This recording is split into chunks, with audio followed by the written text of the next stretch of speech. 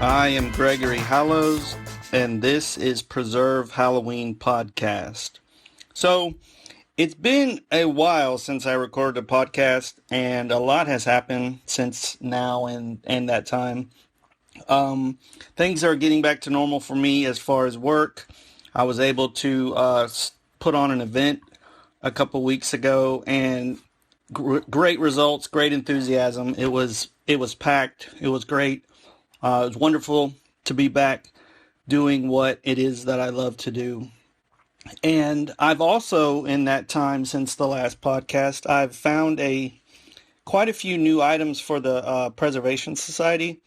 Added a couple new blow molds, including a Bayshore Industries Ghost. You know, the one that holding the little skull that has, the weird smiley face. It's like a really eerie looking, just painted on smiley face. I think it's from the 70s. I bought an Empire 13-inch jack-o'-lantern, and I've already posted pictures of this one. I bought a Union Pumpkin Trio blow mold, and I just missed out on General Foam, the blow mold that has the ghost holding the pumpkin, the one that has the little tiny plastic piece that holds the pumpkin onto it. This one actually had that piece still, which was crazy. It kind of just wasn't meant to be. I also missed out on a 1930s German die-cut devil that was super cool looking. That one also slipped away. I wasn't ready to trade my soul for that, so I missed out on that German die-cut devil. And I also, in this time, bought a really unique, and to me, I'm assuming it's a one-of-a-kind thing, which is the reason why I decided to record this podcast, this topic particularly. I mentioned before I picked up the Union Pumpkin Trio blow mold. It's a really good version of it. The colors are great. It looks like it's been very well taken care of. It also looks like it's never been, in the sun, which is awesome. It's a great, exciting addition for me to the collection. But among me looking on internet listings, Facebook Marketplace, eBay, anywhere that I might be able to find Halloween stuff, just like the rest of us do, I found a listing for a production paint mask that was used to paint this pumpkin blow mold, the trio that I just bought. This one happened to be the number 2 paint mask. It was used for the black paint that was sprayed onto the molds. The molds where the eyes and the mouth are. And it, from all intents and purposes that I looked, it has to be a one-of-a-kind thing. So I was very excited. I've been back and forth with this guy for a few months, just, making sure he still had it. I didn't want to let it slip through my fingers. It was, a little pricey, but not a little pricey, a lot pricey, I guess, depending on who you are. But for me, it's a lot pricey. But I love finding things that are one of a kind that you may never get the chance to find again. So, Union Products was bought out in 2006, and most of the things like this, like the molds or these masks, were either acquired in the sale or they just threw them away, I guess, or scrapped them. So just let me pause for a second and kind of discuss Union Products and its, amazing designer, Don Featherstone.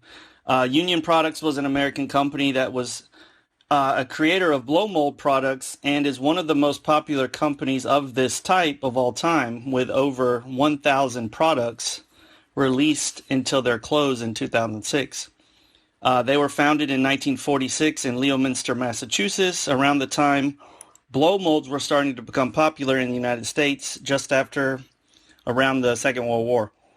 Union created lawn decorations and other blow molds, such as watering cans and holiday products, like Halloween.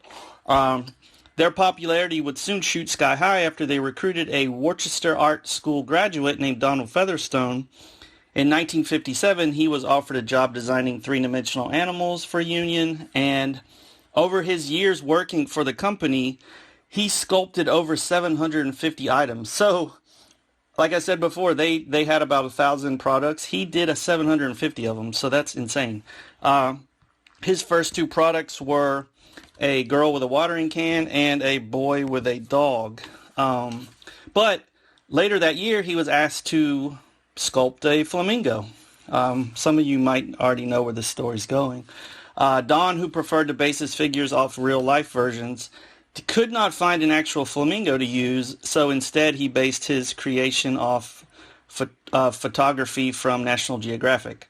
The pink plastic lawn flamingo was advertised in a 1957 Sears ad, and it became instantly popular. It's still popular now. I actually have a version of it in my front yard.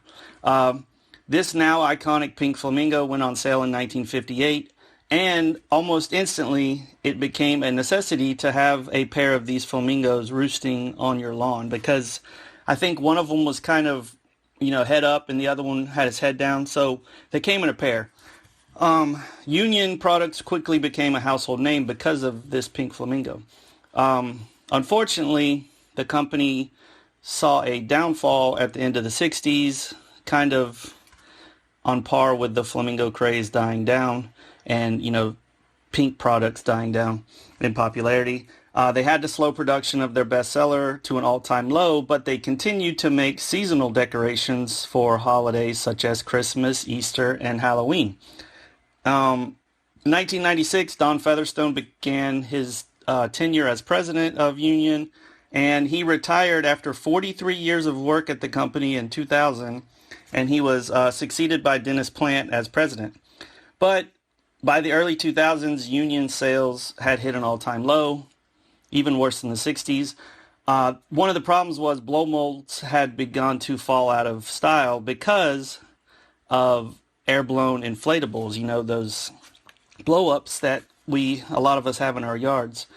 Those popularity in those and the innovation made blow molds, basically not as popular. So it also became very expensive to produce the molds. So soon after, production of the iconic flamingo soon stopped altogether. Union declared their closure in 2006, and they began liquidation. And they officially shut their doors in November. But there is a good end to the story. In 2012, a new hope sprang up. Another company in Leominster called Cado Products. They were also a custom blow molding company, but they did more industrial things, stuff like that. They revealed that they bought all the molds and the assets from Union and were beginning to reproduce them, mostly the flamingos, because of course that was the most popular thing. But Cado Products reopened Union as a division of their company, so Union lived on. Now the blow mold creations are available on store shelves, and one of the biggest outlets for these is Ace Hardware, according to this article I read. Cado Products was established in 1957, and they are an American company based in Leominster, same as Union, and they specialize in custom blow molds and seasonal blow mold manufacturing.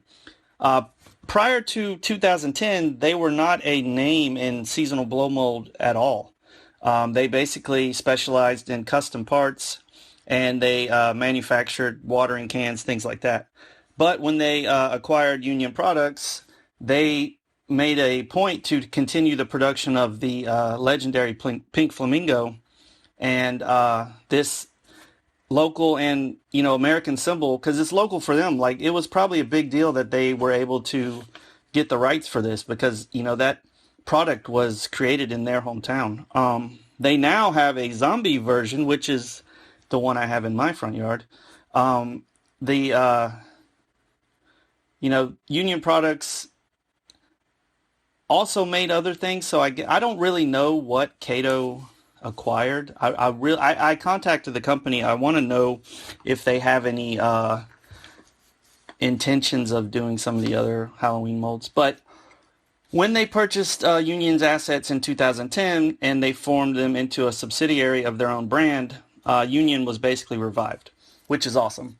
And like I said, they started producing the flamingo again. And the cool thing was uh, Don and his wife Nancy helped marketing with Cado. So that was, pretty neat because a lot of times when a company's acquired, they have nothing to do with the prior people. So Cado's president, Bruce Zoronsny, I'm probably saying that horribly. He was so excited about the purchase. He called it a tremendous opportunity for the company, and it turned into a very, great opportunity for them because they also acquired a company called Fantasia Marketing, which created blow mold banks like the Crayon Bank. I don't know if any of you have ever seen that. Um, this company was also converted into a subsidiary of Cado. So as of now, they still produce the flamingo and some of the other seasonal decorations and the watering cans, of course. They can also be contacted for custom blow mold jobs. And the thing, like I said, I don't know. They basically got every product that Union produced. So that's, you know, this article said it was 200 plus molds. So where's the rest of the Halloween stuff? That's what I want to know. Like this trio pumpkin mold I just bought, why aren't they producing it? I contacted them, like I said. I'm hoping to get some answers and kind of find out. Maybe they don't know that there's a demand for it. You know, a lot of what we think is common knowledge about Halloween collecting is, lost on a lot of people. So I'm hoping that, and maybe we can convince them to produce some of this stuff again. I would love to see some of these older items that you can't find anymore reproduced so that, they can be shared with everyone, and keep this tradition going. So like I said, I bought a production paint mask that was used for the Halloween trio pumpkin mold that was designed by Don Featherstone. His signature is on it, for Union Products in the 90s. And now I guess maybe my paint mask is technically owned by Cado. I don't know. But how many more of these masks and molds are out there? But even more importantly, like I want to get this point across. How can we petition Cado to make more of the products that they now own the rights to make? Fun fact, I forgot to mention this. The creation of the pink flamingo that Featherstone made was so popular that he began to inscribe his signature on it in 1987. And I'm assuming he did it on a lot of things because, like I said, the blow mold I just bought has his signature and the mask has it. His signature stayed on the bird until 2001, when for some reason they removed it, and then people lost their minds and boycotted the birds that weren't signed, and so they started putting his signature back on. That's kind of crazy. Like, that's one of those artist things that a lot of times goes unnoticed, where somebody will crop out the signature or the trademark or whatever of some piece of art, and a lot of times people don't know. And they have no idea who created it, and that's a disservice to all artists. So I'm excited for this purchase. As soon as I get it, it's being packaged and sent to me. The guy that I bought it from was very appreciative that I want to, add this to a museum. I want to share it with people. I will actually be bringing the paint mask and my blow mold with me to the Preserve Halloween Festival in Irving in November, which, by the way, I just went ahead and decided to start selling day tickets. I only had weekends up for until now, and I decided, you know what, I'm going to go ahead and sell single day passes. And I also created a Little Goblins day pass for children 10 and under. It's $5. So, it helps me. I contemplated whether or not I should do free tickets for kids, but it helps me to determine who's going to be there as far as attendance, because it's never fun to show up to an event and you have no idea how many kids are going to show up. And because we're going to be trick-or-treating, I kind of want to make sure I'm prepared for the children. So our mission, this is hopefully something that others will jump on board. I'm going to try to find some information on how to contact them, and hopefully it won't bug them so they hate us. But I want to convince the Cado company to start producing some of these products that they own the rights to do now. Basically, and this is how I'll end it, but can we convince them to help us preserve Halloween?